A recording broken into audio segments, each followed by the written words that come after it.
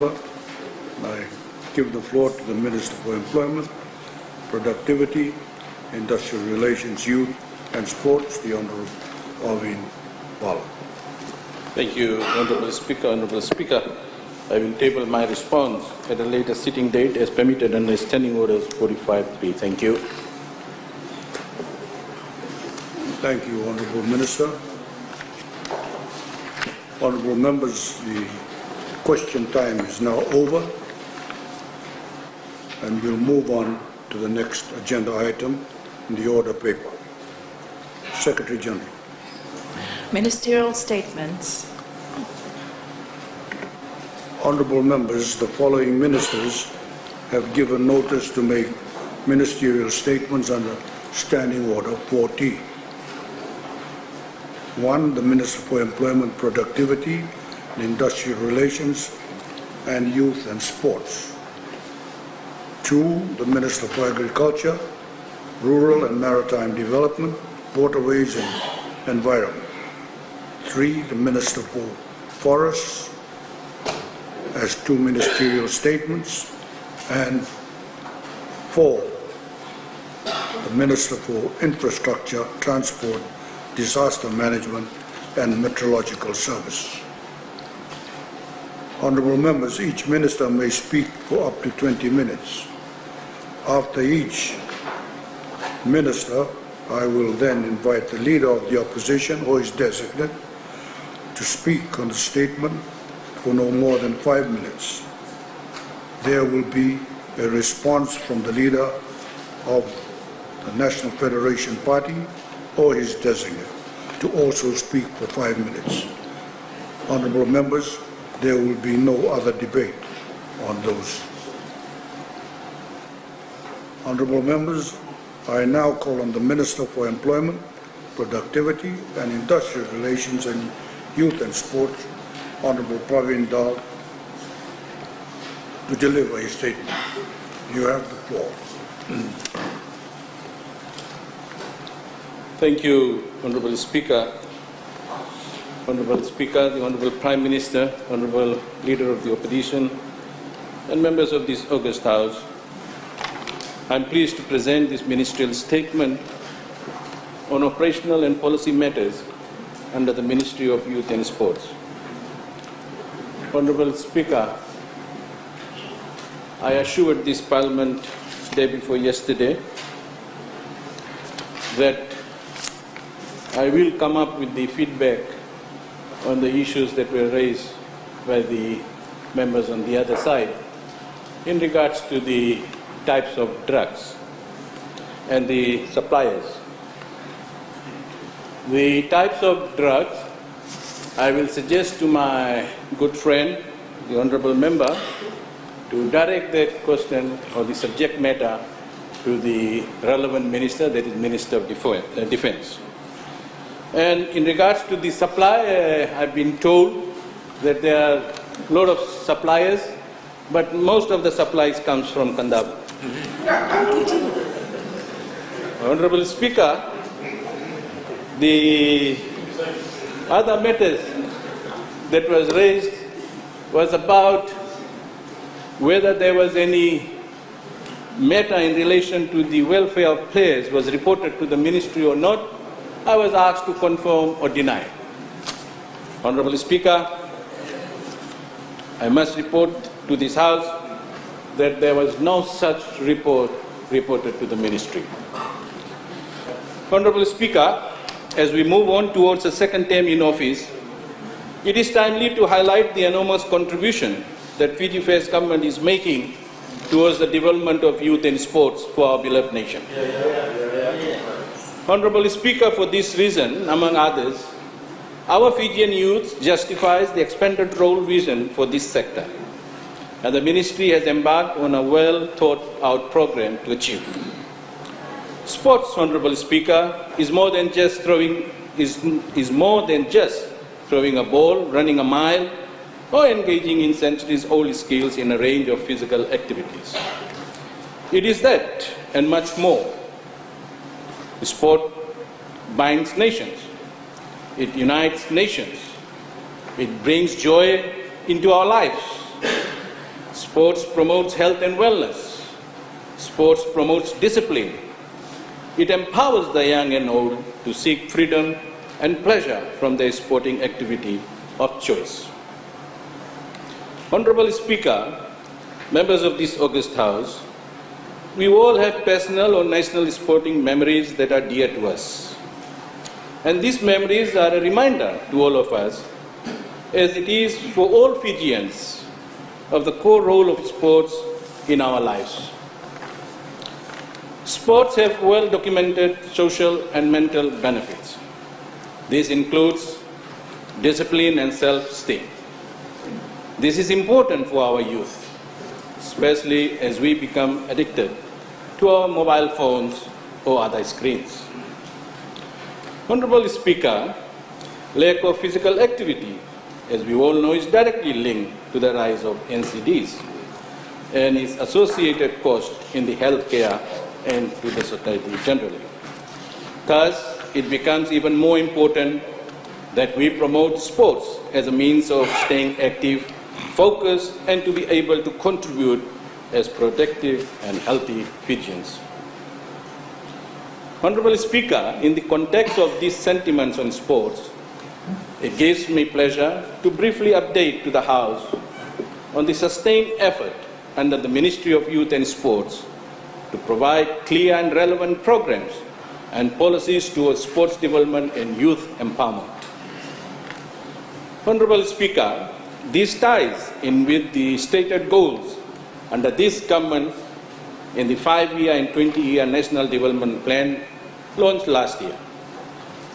The Fiji NDP section on youth and sports is prefaced with a statement, and I quote, "Empowering youth to be agents of change and promoting sports for development," end of quote.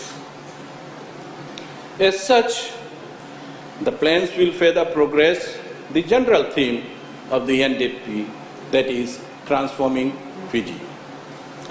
This development plan pathway and its achievement, of course, will need consultation and input from other stakeholders, including national, regional, and international sporting bodies, in order to be successful. Honorable Speaker, to this end, the Ministry of Youth and Sports in the past few weeks have embarked on public and stakeholder consultation towards a national sports and anti-doping and drug policies in Central, Eastern, and Northern region. This will expand to the West next week. Honorable Speaker, the above initiative also gives us a proper perspective on the lead role taken by the Ministry of Youth and Sports to host the first ever Pacific Regional Seminar on the manipulation of sports competition, that is, keep crime out of sports. This seminar is sponsored by the Council of Europe with assistance of the Ministry of Youth and Sports. Honorable Speaker, the objective of this seminar is to promote the ratification of the Council of Europe's Convention on the Manipulation of Sports Competition. This is the only international and legally binding convention of its kind. The seminar will provide a regional platform to discuss the convention and its content and assist countries with the implementation of its principle. The partnership will also provide technical assistance from its international affiliates. In addition, Fiji will take the lead role, the first to host such major event in the Southern Hemisphere, with Australia and New Zealand coming to Fiji. This seminar, Honorable Speaker, will complement the Fiji First Government's initiative to practice clean sports in Fiji. The seminar complements and has strong correlation with anti-doping and sports policies that will safeguard the welfare of players and the integrity of the sports. Honorable Speaker, turning to the transformed aspects of programs for our youth, the Ministry provides avenues to upskill youth through sports and youth development programs. Honorable Speaker, in line with the stated aims of the Fiji NDP, apart from sports, the Ministry of Youth and Sports provides training in priority areas that are taken to earmarked communities. These communities are given priority because they have limited access to services and programs offered at institutions such as technical and vocational colleges. The Ministry, through its youth empowerment training, provides youth with skills such as basic financial management, project management, leadership, and business planning. This is supplemented with technical advice relevant to the need of that community. Honorable Speaker, it is not only wise to teach those in need how to fish their livelihood, but as this government had demonstrated time and again, it is also important to go the extra mile by providing funding towards the income-generating projects. It is no point teaching the theory of fishing without the practical support needed to empower our youth to lead productive and meaningful lives. Honorable Speaker, the Ministry is focused to meet the needs of our rural and maritime youth, as well as engaging with urban and peri-urban youths.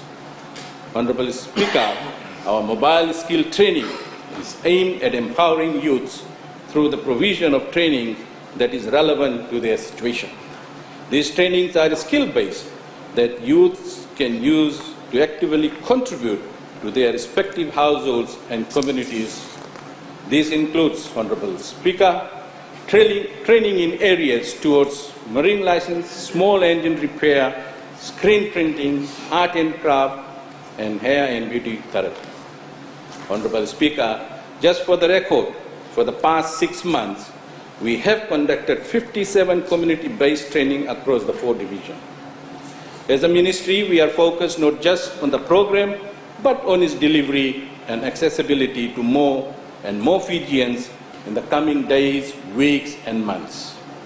Honorable Speaker, with the Ministry of Youth and Sport being the lead ministry in non-formal education programs such as the Seeds of Success and Duke of Edinburgh's International Award, both programs are targeted at empowering youth and providing soft skills in developing the young minds of our future leaders. Since 2013, Honorable Speaker, over 3,000 young Fijians have gained an award with around 50 schools and youth clubs being involved.